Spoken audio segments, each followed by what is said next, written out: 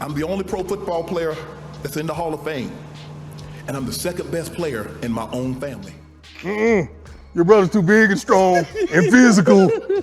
First of all, if you back off him and he catch a hitch, who gonna tackle him? And then you get up there where he could grab you, he getting every slant he want. He was one of the most talented receivers to ever play the game. He looked like he was bound for Canton as a first ballot Hall of Famer, putting up incredible receiving numbers in a short period of time during the late 80s through the mid 90s. Then just when he was reaching his peak and had a future Hall of Fame quarterback throwing him the ball, a freak injury would end his career out of nowhere. Sterling Sharpe could do it all, whether it was running routes, beating you off the line, or fearlessly running across the middle. He was going to do whatever he needed to catch that ball and turn it into more yards. He set multiple records and was a perennial Pro Bowler and All-Pro, and he would do all of this before the age of 30. Nowadays, his little brother Shannon is regarded as the best Sharpe due to how dominant of a career he had. And not to take anything away from him, but he said it himself, that Sterling was the best in the family. He's one of the greatest what-ifs from an individual perspective with how dominant of a receiver he was. But then you also can't help but wonder if the Packers win more titles if Sharpe's career doesn't end right when Favre becomes elite, as they were incredible in their 3 seasons together. But Sterling Sharpe was the lone bright spot on bad Packers teams, and the rise of Brett Favre immediately after his injury led to him being forgotten quickly. But if Sterling Sharpe doesn't get injured, there's no doubt he would have been in the greatest receiver of all time conversation. Let's jog your memory. Sterling Sharpe was born in Chicago, yet grew up in Glenville, Georgia. He also spent the majority of those years growing up with his little brother Shannon, who would go on to win 3 Super Bowls as a Hall of Fame tight end. Sterling would start for Glenville High in the early 80s. On the gridiron, he would rack up 1,250 total yards as a senior, but would show his all-around athletic ability, at one point holding the Class A state long jump record, as he would eventually find himself with an offer to play for South Carolina after high school. Sharpe would join a South Carolina Gamecocks team going into the 83 season, who had just named a new head coach in Joe Morrison. But Sharpe would have an almost non-existent role as a true freshman in 1983. He would suit up for every game, yet would only record a single catch on the season. And South Carolina were an average team who put up an average record, as they would finish at just 5-6 and wouldn't get a bowl game bid, as Sharpe's freshman season saw him record 1 catch for 5 yards. 1984 would be one of the best years of South Carolina football, as their Black Magic team went 10-2, ranked as high as number 5 in the nation, and would appear in the Gator Bowl, where they would lose to Oklahoma State. Yet Sharpe would not contribute to this team at all, as after seeing little usage as a freshman and having difficulty grasping the offense, he would redshirt his 1984 sophomore season. But once the 85 season rolled around, he looked ready. The Gamecocks would come back down to earth in 1985, but Sharpe was starting to separate himself from the pack. South Carolina was more of a running team, but when they needed to throw, Sharpe was inserting himself as the first option. He would lead the team in receptions and receiving yards, while tying for the team lead in receiving touchdowns. And South Carolina would begin the year ranked number 17 in the nation. They would start 2-0, but would then lose 3 straight, which knocked them out of the top 25. However, they would snap the losing skid on October 12th versus Duke, in a game that saw Sharpe make one of the most memorable plays in South Carolina football history, when he recorded the longest play in school history after returning a kick 104 yards for a touchdown. As in addition to becoming a top-level receiver, Sharpe was also a dangerous return man. But after this win, they would go just 2-3 the rest of the way, and ultimately finish the season at 5-6 to again miss out on a bowl game bid. But Sharpe's more productive sophomore season would see him catch 32 balls for 471 yards and 2 touchdowns, while rushing 3 times for 36 yards. The Gamecocks had a new QB going into 1986 in Todd Ellis, and they had a new run-and-shoot style offense, which was much more receiver-friendly. And Ellis would even say that no one knew how good Sharpe was until they rolled out this offense and let him operate out of the slot, where he showed he could perform in any situation. And his numbers would definitely reflect that. Sharpe would lead the team and record career highs in all major receiving categories, as he would even finish top 5 in the nation in receptions, receiving yards, and receiving touchdowns. Even though Sharpe was option 1, the Gamecocks did a great job spreading the ball around, as they had a top 15 scoring offense, averaging over 400 yards per game. But turnovers and a below-average defense would hold them back, as even though Sharpe was at his best, the Gamecocks were at their worst during his time there, as they finished with a record of 3-6-2, to again miss out on a bowl game berth. But Sharpe's junior season ended with him catching 74 balls for 1,106 yards and 10 touchdowns, while also recording 104 yards on the ground and 2 more touchdowns. Sharpe would finally experience some team success as a senior in 1987. Turnovers were still a huge problem for Ellis, as he would throw 20 interceptions this year after throwing 22 last year. But they still featured a top 25 scoring offense, as they had more weapons outside of Sharpe, with running back Harold Green racking up nearly 1,200 yards of offense and 15 touchdowns, while receiver Ryan Bethea would finish second on the team behind Sharpe in all major receiving categories. With a more balanced offense, Sharpe's numbers dropped, but it was not a sign of declining play. However, the biggest reason why South Carolina would have improved success was due to now featuring an elite defense, who would allow less than 10 points per game. South Carolina would start the year 2-0 after defeating 2 unranked opponents, but they would then lose 2 straight to ranked opponents in Georgia and Nebraska. However, after this, they would win 6 straight, including a win over number 8 Clemson, and would enter the top 10 national rankings, before losing to Miami in the final game of the regular season. But with an 8-3 record, Sharpe would get his only chance at some hardware, as South Carolina received a bid for the Gator Bowl, where they would play LSU, but it would be an embarrassing 30-13 loss, as South Carolina couldn't get anything going, with Sharpe putting up just 53 yards on 6 catches. But his season would end with him catching 56 balls for 862 yards and 5 touchdowns, while rushing for 67 yards and 3 more touchdowns. The obvious next step for Sharpe was the NFL draft, as he would be one of a few great receivers entering the NFL in '88, and he wouldn't just be one of the most coveted receivers, but one of the most coveted prospects, as he was taken within the top 10, 1 pick after future Hall of Fame receiver Tim Brown, and 5 picks before future Hall of Fame receiver Michael Irvin. Green Bay was in desperate need of some receiver help, as their top receivers from 1987 in Walter Stanley and Phil Epps would play a combined 13 games in 1988 and record less than 600 total receiving yards. They also featured a good second-year quarterback in Don the Magic Man Majkowski. Additionally, the Packers would have one of the league's worst rushing attacks this season, so adding Sharpe wasn't going to hurt them. Sharpe would appear in all 16 games for Green Bay, and ended up leading the team in receptions and receiving yards. Yet he did get off to a slow start, recording a single catch in their first 3 games. But maybe this was due to Sharpe himself saying that as a rookie, he began the season overweight and was running atrocious routes. But he would break out in Week 4 versus Chicago, going for 7 catches and 137 yards, and then 6 catches and 70 yards the next week. Yet the Packers were still winless and would fall to 2-11 entering a Week 14 matchup with Detroit. And although this would end in another loss, Sharpe would record his first career touchdown reception in the 4th quarter. Green Bay would win their final 2 games of the year, but a 4-12 record would not get them a playoff berth, as Sharpe's rookie year ended with him recording 55 catches for 791 yards and a touchdown. So Sharpe had already showed that he was a star in the making, but he would really make that clear in year 2. The '89 Packers again had a below-average rushing attack, but a career year for Majkowski resulted in the team featuring a top 5 passing offense. However, it's a little easier to excel as a quarterback when you have Sterling Sharpe as your top option. Once again, Sharpe led the team in receptions and receiving yards, but this time would lead the team in receiving touchdowns as well.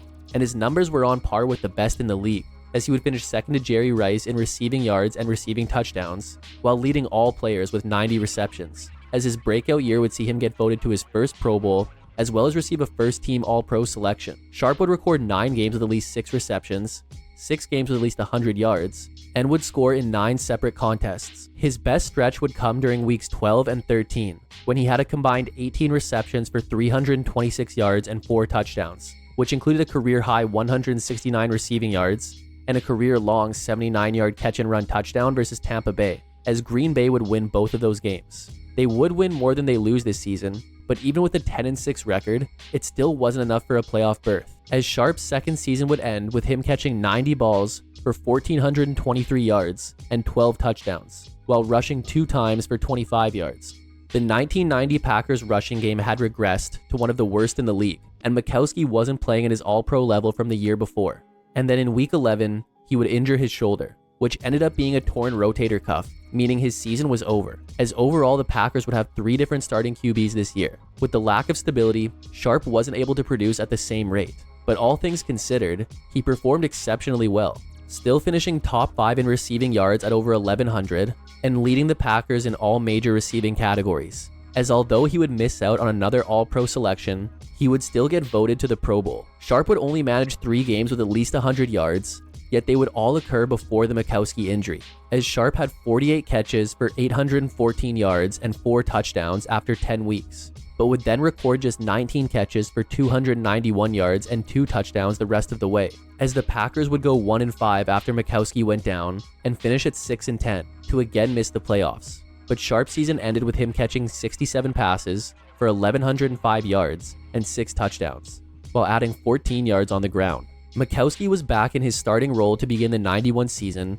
but he would never be able to recapture his 1989 form, as midway through the season, he would even be benched in favor of Mike Tomczak due to his poor play.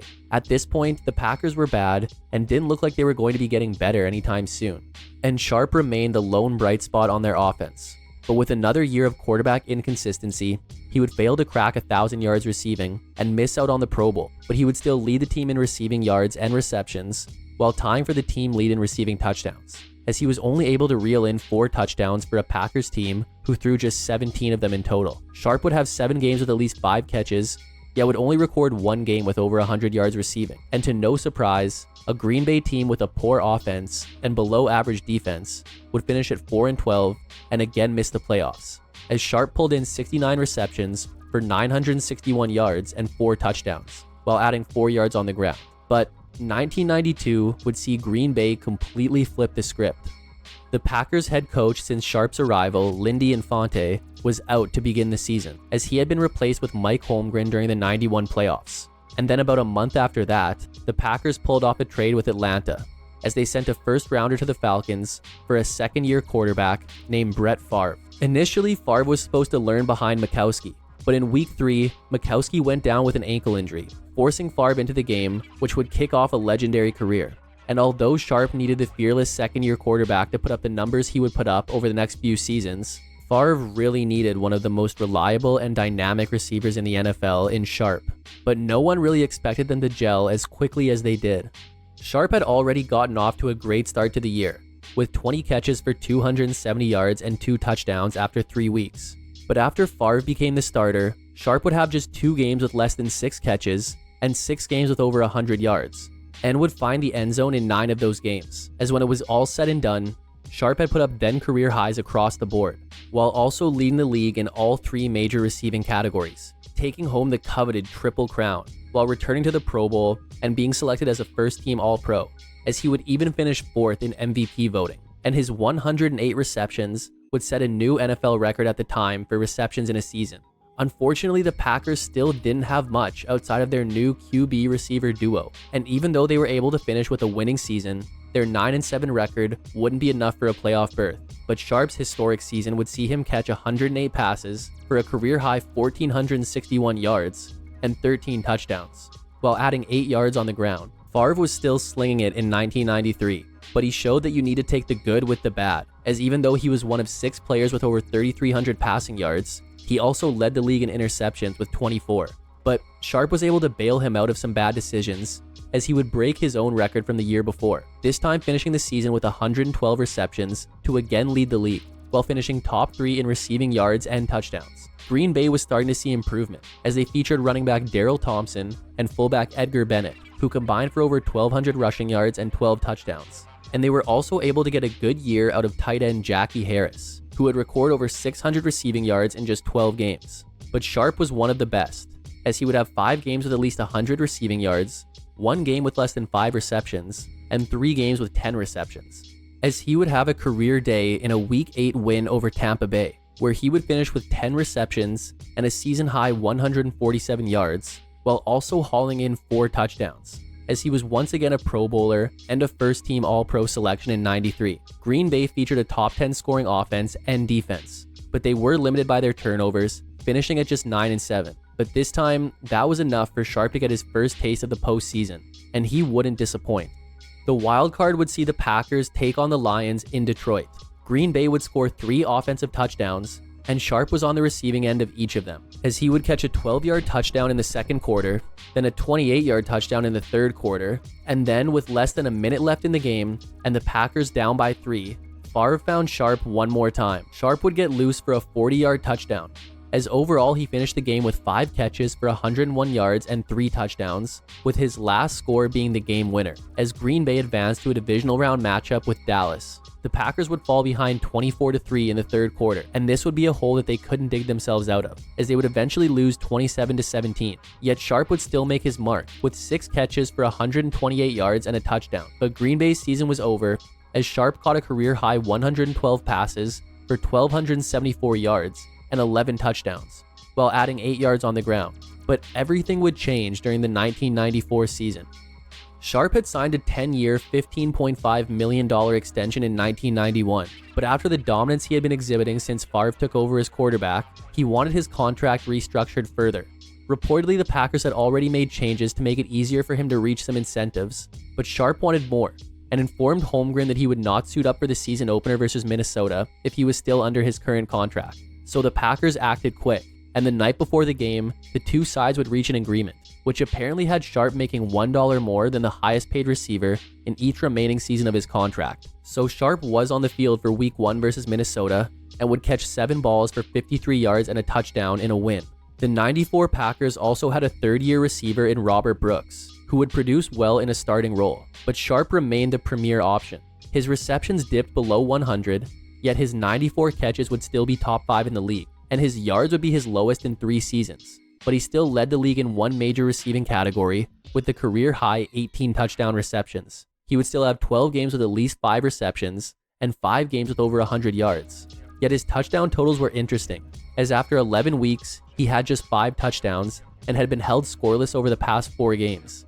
But in the last 6 games, he would record 13 touchdowns, including a 4-touchdown performance in a Week 13 loss to Dallas and a 3-touchdown performance to end the regular season with a win over Tampa Bay, as the Packers once again finished at 9-7 and made the playoffs, where they would again beat Detroit, yet again lose to Dallas. However, Sharpe wouldn't be playing in these games. In the second quarter of the second last game of the season versus Atlanta, Sharpe went down after attempting to block Falcons safety Brad Edwards. The play looked innocent, but clearly something was wrong with Sharpe. Luckily, he would eventually walk off under his own power and would be back the next week to play the Bucs, after an MRI cleared him to play.